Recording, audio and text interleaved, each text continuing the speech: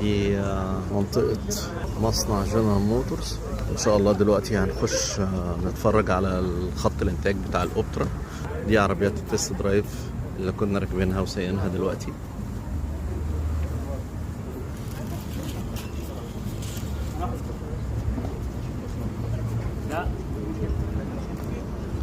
قريبة جدا. عندنا هذا المستوى من التقدم. تجربة تست درايف للعربية نيو اوبترا من مصنع جنرال موتورز مصر، ولسه عاملين التست درايف وراجعين. بصراحة العربية حلوة، تجميعها حلو، موتورها فيه استجابة عالية. هو بس العزل بعد 120 كده مش أحسن حاجة. لا طبعا بيبقى في الفئة دي معروف يعني. العربية الفتيس بتاعها فيه نقلات وهمية سي في تي هايلة بصراحة، ما بتحسش بالنقلات خالص.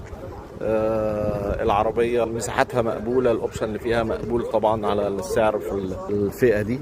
الشاشة بتاعتها التاتش بتاعه حلو جدا، وفيها ابل كار بلاي واندرويد اوتو. السماعات الى حد ما مقبولة، صوتها كويس.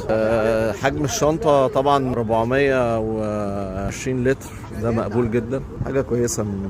يعني عربية سيدان سيتي ووك عائلية كويسة جدا ومناسبة للاستخدام المصري. وبناء على خطة الإنتاج يتم اختيار العربيات على حسب خطة الإنتاج وإرسالها دايركت مباشرة إلى الخطوط. التكلفة الإجمالية لمشروع زي ده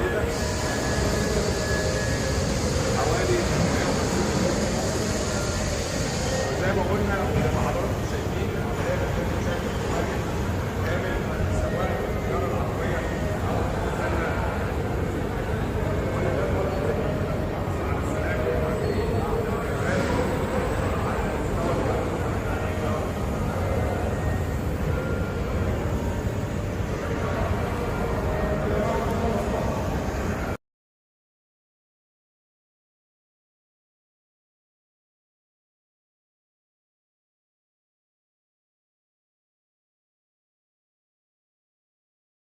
الجودة المطلوبة اللي هي بتمثل مسؤوليات الخارج، وتحقق كمان المعادلة الصعبة لأن أنت توفر المنتج ده بالجودة العالية دي وبالسعر اللي أنت بتبيعه بيه في السوق المحلي.